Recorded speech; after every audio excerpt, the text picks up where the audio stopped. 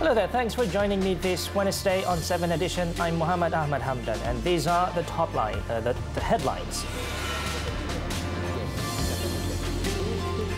Police seek Interpol's assistance to nab suspect behind Sungai Kim Kim pollution.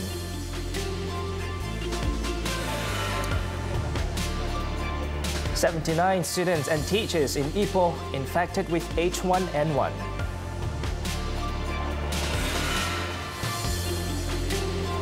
And Jokowi leads presidential race in Indonesia election.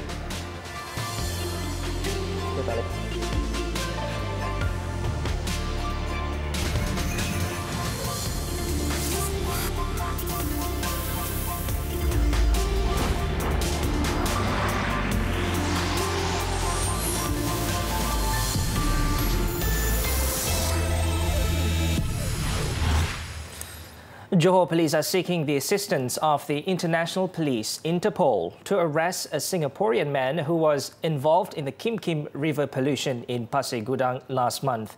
Johor Police Chief Datuk Muhammad Khalil Kadir Muhammad said an application has been filed and stressed that the arrest of the suspect was important to complete the investigation into the case. He added that the Singaporean sought is also a partner of a tyre factory company. Ada seorang lagi warga Singapura yang kita telah pun menghantar documentation yang perlu untuk kita dapatkan dia secara mengikut lunas undang-undang lah. Jadi itu sebenarnya ada satu lagi yang kita belum lagi selesai dalam tindakan kita. Kita dah hantar. Kita dah proses, kita dah buat. Maksudnya kita request kepada pihak proses itu. Yes, kita akan request. Terus kita punya Interpol. On March 25th, two directors of a tyre factory in Pasir Gudang, including another Singaporean, was charged with 15 counts of failing to comply with clean air monitoring and scheduled waste disposal at Sungai Kim Kim. A lorry driver was also charged for disposing of toxic materials in the river, which affected nearly 6,000 residents and forced the closure of over 100 schools. In Penang, 30 individuals, including 24 Road Transport Department JPJ personnel, were remanded for a week over graft investigations involving a syndicate offering protection to lorry drivers who flouted traffic regulations. MACC Deputy Chief Commissioner Datuk Sri Azam Baki did not rule out the possibility that more would be called in during the course of the probe. The 30 individuals were taken to the Georgetown Magistrates Court at about 10 a.m. this morning, where Senior Assistant Registrar Norfadrina Zulhairi issued the remand order. Yesterday, the MACC detained 33 individuals to assist in the case. Of the arrests, 8 individuals, including 3 women who have since been released on bail, were civilians who acted as proxies, tonto and company proprietors. It is understood that those detained were among 75 JPJ officials currently being monitored. Apart from receiving payments totaling about 10,000 to 32,000 ringgit on a monthly basis to protect lorry drivers who commit road offences, the suspects were also believed to have leaked information on the department's operations. The protected lorry group is supplied with special stickers prepared by the tonto for easy identification to be immune from any action. Earlier, the bus ferrying the 24 JPJ personnel who were remanded today caught fire as it was heading to court. The bus's engine reportedly caught fire at the Tun Dr. Lim Chong Yu Expressway, but no injuries were reported. The detainees were later transported in 10 cars to the courthouse, where they arrived at about 10:40 a.m. Meanwhile, in Negeri Sembilan, 2 Immigration Department enforcement officers have been remanded for alleged bribery involving 21,000 ringgit. The men, aged 31 and 35, will be remanded for 3 days until Friday to assist the MACC in its investigation. The duo were detained by MACC officers in Seremban yesterday during a raid at the suspects' homes, where a total of 13,950 ringgit was also recovered. The money was believed to be given by an employer of 4 Indonesians who were detained by the Immigration Department in December for working at a restaurant without valid permits. The suspects allegedly demanded 22,000 ringgit from the employer as an inducement not to prosecute his workers. 79 students and teachers of Sekolah Tuanku Abdul Rahman Star in Ipoh, Perak have been reported to have symptoms of H1N1 influenza A. State Exco A. Sivanasan said out of the total, 28 have been placed on isolation precautions, while 4 samples taken showed positive results. Sermai 28 orang disoal, diisolasi, diisolasi. 28 isolated. Sebanyak 4 sampel daripada kes kluster ini disahkan positif influenza A H1N1. Influenza A H1N1. Pejabat kesihatan daerah kita telah mengambil tindakan-tindakan kawalan bagi mencegah perebakan jangkitan tersebut. Sivanasan said the situation is under control after precautionary measures were taken. Earlier, the issue came to light on Facebook, with some alleging that over 100 students were infected by a mysterious disease with symptoms including coughing, vomiting and fever. Sivanasan said 2 patients have been admitted to a private hospital for further treatment and monitoring after they started showing other complications. In Perak, a female caregiver was charged at the Ipoh Sessions Court today with abusing a baby under her care in Manjung, Perak last year. The accused, 27-year-old Nur Amirah Dayana Madaros, however, pleaded not guilty before Judge Azman Abu Hassan. According to the charge, Nur Amirah Dayana was alleged to have abused the 6-month-old baby girl at a snooker centre in Sri Manjung, Perak on March 23rd last year. She was charged under the Child Act and faces a maximum jail term of 20 years or a fine of up to 50,000 ringgit upon conviction. The court set bail at 5,000 ringgit with 1 surety and fixed May 17th for re-mention of the case. Moving on, the Kuala Lumpur High Court today fixed May 17th for mention of former Prime Minister Datuk Seri Najib Tun Razak's case on 3 money laundering charges involving 27 million ringgit of SRC International Sdn Bhd funds 5 years ago. High Court Judge Muhammad Zaini Mazlan fixed a date after case management with Deputy Public Prosecutor Datuk Ishak Muhammad Yusof and lawyer Tan Sri Muhammad Shafi Abdullah, who is representing Datuk Seri Najib. Datuk Seri Najib was slapped with 7 charges relating to SRC funds, totaling 42 million ringgit on July 4th last year. He was then slapped with 3 more money laundering charges involving 27 million ringgit of SRC funds on February 8th this year. Initially, the 2 cases were supposed to be jointly tried as they involve the same subject matter. Datuk Ishak said both parties were involved in another case until May 10th.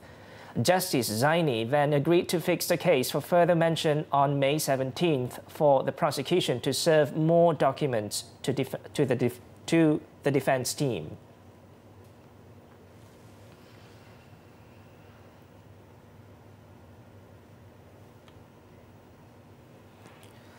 And on the 4th day of Datuk Seri Najib's trial on the alleged misappropriation of 42 million ringgit worth of SRC International Sdn Bhd funds, a Bank Negara Malaysia BNM manager denied that he was being briefed by certain quarters to hide the truth in the hearing.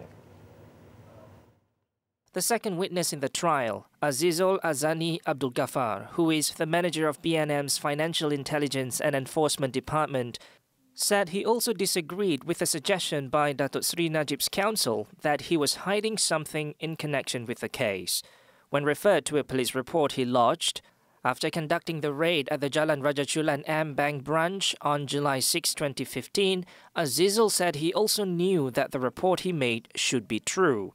When asked if he had received a briefing from any quarters to attend the hearing and not tell the truth, Azizul said no. Also today, the fourth witness in the trial, the BNM officer who ordered the raid on the Rajachulan M-Bank branch, told the High Court that he did so because there was suspicion of illicit banking activity. Ahmad Farhan Sharifuddin said he received orders from Financial Intelligence and Enforcement Department to investigate the M-Bank group over a suspected offence under the Anti-Money Laundering, Anti-Terrorism Financing and Proceeds of Unlawful Activities Act. Ahmad Farhan was the investigating officer in charge of the case and instructed a team to seize evidence from the branch office. The documents seized were eventually handed over to the Malaysian Anti-Corruption Commission (MACC) in May 2018.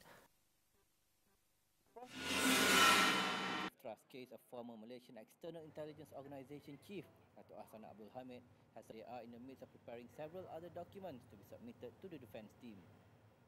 On November 29, Iskandar said the prosecution had submitted a total of 46 documents relating to the trial, comprising witness statements, list of items seized, and a letter on Hassanah's appointment as a director. When we come back, Malaysians and Singaporeans slammed Nat Geo for condescending review. Details next.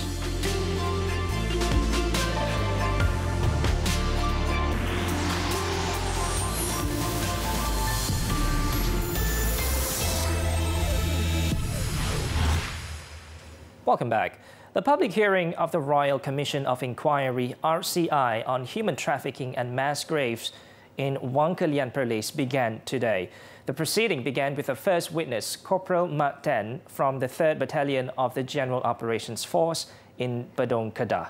Mat Ten said, soap bubbles found in a stream led to the shocking discovery of illegal migrants locked in camps, wooden cages, and eventually mass graves in Wang Kelian. The 58-year-old policeman said he also discovered an unattended shop, observation posts, and wooden bridges between trees, describing it as like a scene from a Rambo movie. He and his partner, Corporal Yusuf Islam Hassan, then returned to their base in Wang Kelian to report to their superior.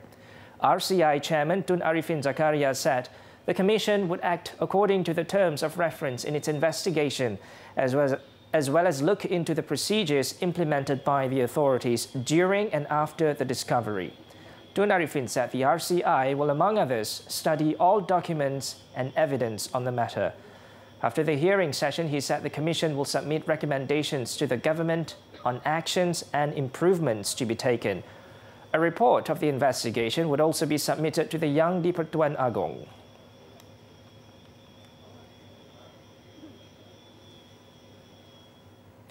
A used car dealership was razed to the ground in a fire incident in Port Dickson, Negeri Sembilan early today. 16 vehicles as well as 2 offices were destroyed in the blaze, which cost hundreds of thousands ringgit in losses. Firefighters from 4 fire stations were deployed to the scene in Lukut after receiving a distress call around 1:27 a.m. They managed to contain the ravaging fire from spreading to an area in which 52 cars of various makes were kept. Despite the heavy rain, it took the firefighters about 30 minutes to extinguish the inferno completely. The cause of the fire and actual amount of losses are still under investigation. In the meantime, a fire that broke out at the Malaysia-China Kuantan Industrial Park in Gebeng, Kuantan, Pahang last night did not originate from a factory owned by Alliance Steel Sdn Bhd. The State Fire and Rescue Department said the fire was caused by a coal-burning activity at one of the blocks in the park. An initial investigation revealed that a power outage had interrupted the coal-burning process, prompting the automatic security system to be activated. This led to excess gas being released through the funnels to prevent pressure buildup, which caused the flames. There were no injuries during the incident. Still on the foreign front, the Penang government will proceed with the 6.3 billion ringgit infrastructure project, as its developer has been cleared of graft charges by the MACC. Its Chief Minister Chow Kon Yeow said consortium Zenith Construction Sdn Bhd, as well as its Senior Executive Director Zarul Ahmad Muhammad Zulkifli, have received 2 letters from the anti-graft body, clearing them of any impropriety. letters have been issued to the effect that they have completed and no charges will be preferred against the person and the company. So it is considered a closed matter as far as we are concerned, and we are still working with the company to finalize the agreement so that the work can proceed. Penang International Green Conference. Chow was responding to a call by the Centre to Combat Corruption and Cronyism for the project to be shelved, pending a probe by the graft buster.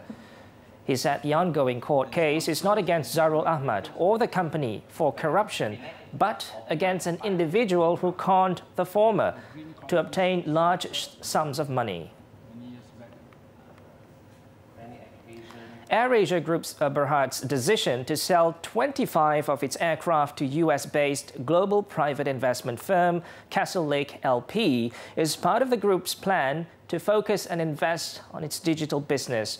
According to its CEO, Tan Sri Tony Fernandes, the disposal allows the airline to monetize the aircraft at high prices, avoid residual risk, plus give cash returns to shareholders.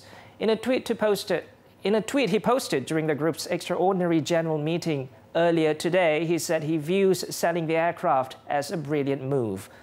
AirAsia announced the 3.2 billion ringgit decision in December last year and has been on a quest to actively expand its digital businesses in becoming an asset-light company. Last month, it launched a $60 million global venture fund in partnership with Silicon Valley venture capital firm 500 Startups. Called Red Bead Capital, the fund will target post-seed stage startups seeking to enter or expand their presence in Southeast Asia. The low-cost airline is also looking to spin off its website, AirAsia.com, to monetize its tech asset.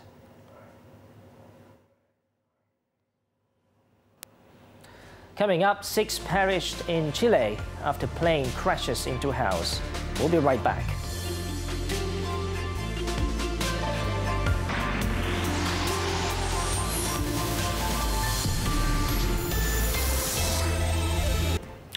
Indonesia kicked off one of the world's biggest single-day elections today, pitting President Joko Widodo against ex-General Prabowo Subianto in a race to lead the Muslim-majority nation. More than 190 million Indonesians flocked to more than 80,000 polling stations as they opened shortly after 7 a.m. local time nationwide. A record 245,000 candidates are running for public office, from the presidency and parliamentary seats to local positions. The first time they are all being held on the same day. Opinion polls show Widodo, 57, is a clear favorite. But he faces a tough challenge from Subianto, 67, who has leaned on a fiery nationalist ticket. Subianto narrowly lost to Widodo in 2014 elections and unsuccessfully challenged those results. A series of so-called quick counts are expected to give a reliable indication of the presidential winner later Wednesday. However, official results are not expected until May. Now, for updates on the elections on the ground, let's cross over to our reporter, Nadia Mohsin, who is currently in Jakarta. So, Nadia, how's the situation over there? And tell us what's next for Jokowi and Prabowo. These are the results of the quick count so far, but the official result will only be known next month. However, past elections have shown that these unofficial tallies have accurately predicted the final result. According to the Indonesian voting system, any parties that disagree with the quick count result can submit objection by supplying any evidence to the Constitutional Court. The appointment of presidential and elected parliamentary members will only be held in September or August. Based on the quick count result, Prabowo's camp will most likely file an objection. When met earlier today, Prabowo expressed confidence that he would gain support of more than 63% in this election. Prabowo also declared the victory and stated that there were oddities in the quick count. So he asked his supporters to remain calm and said he determined to fight against any fraud in this election.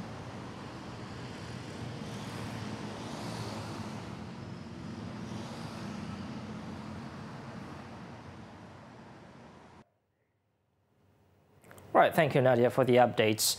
Moving on, 6 people were killed when the small plane they were traveling in crashed into a house in southern Chile. The plane plummeted after getting entangled in power lines shortly after takeoff from La Paloma Airport in Puerto Montt. Local television pictures showed the house, which caught fire after being hit by the plane, completely gutted. Authorities did not reveal the identity of the victims, but said the pilot was amongst the dead, 2 women and 4 men. Fortunately, no one was inside the 2 buildings when the crash occurred. One bystander, a woman, reportedly suffered non-life-threatening injuries after being hit by debris. The aircraft was owned by the Archipelago Company, which operates commercial flights in a region that is difficult to access. And that's all for 7 Edition this evening.